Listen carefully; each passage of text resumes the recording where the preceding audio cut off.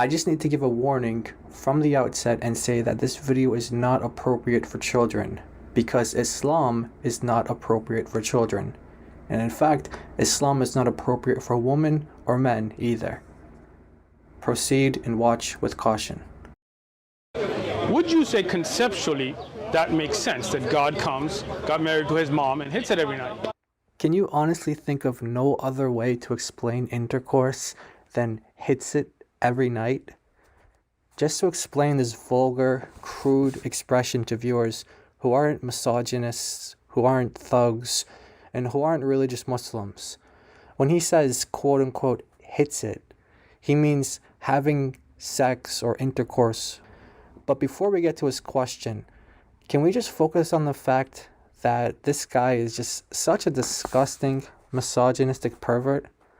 To refer to female sexual anatomy as it, and to refer to the act of sexual intercourse as hitting it, goes without saying how this guy has zero respect for a woman. He has no shame, doesn't respect his mother, his wife, his sisters, his daughters, or any females in his life. Is that how you talk to young Muslims in your mosque when you counsel them? Hey brother Muhammad, did you hit it last night? Shame on you. Disgusting. To give an idea as to why he thinks it's okay to refer to female anatomy in the way that he does as it and hitting it, in his Quran, it actually says that Allah blew into Maryam, the daughter of Imran, not the biblical Maryam, into her private part. And then his God goes on to refer to her private part as it, just like he does. He blew into it. Furthermore, his God also teaches that women are merely a tilth for Muslim men to plow into as they wish. So this sheds some light on why Uthman thinks it's acceptable to say, And hits it every night. Moving on to his question, but I'll rephrase it in a slightly more appropriate way. Is it conceptually possible for God to get married to a woman and have intercourse every night? What he's implying is that we as Christians believe something similar to this. He's suggesting that we think our God had sex or got married, and that's how God can have a son. That's how Jesus was produced. This is the logic that the Quran uses in chapter 6, verse 101. And I'll put a link in the description to a video I did on that in the past. So because he's trying to insult, I'll respond in a way that he can relate, since he wants to blaspheme the true God.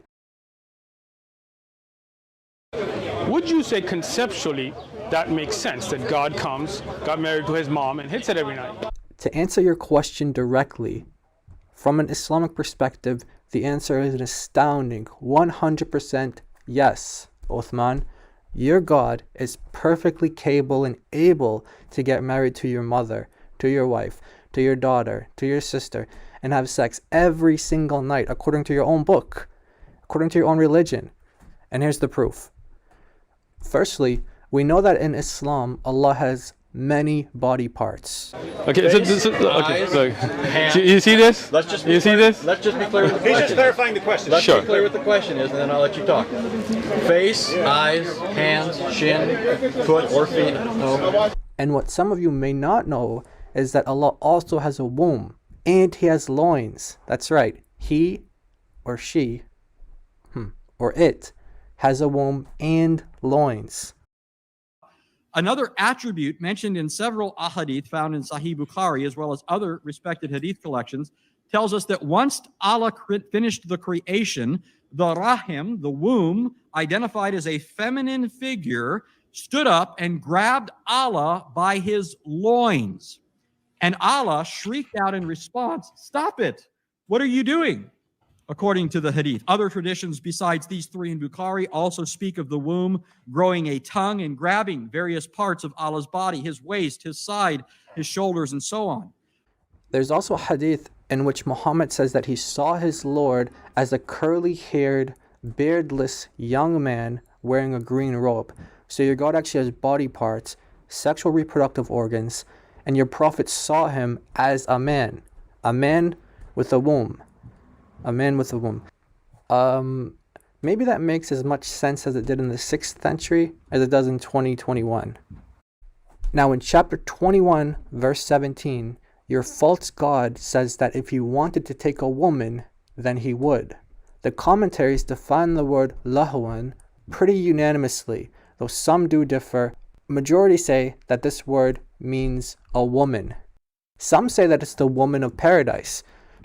Would you say conceptually that makes sense, that God comes, got married to his mom, and hits it every night? So is it conceptually possible that one of these women of paradise that Allah may want to take as his wife and have sex with is your mother?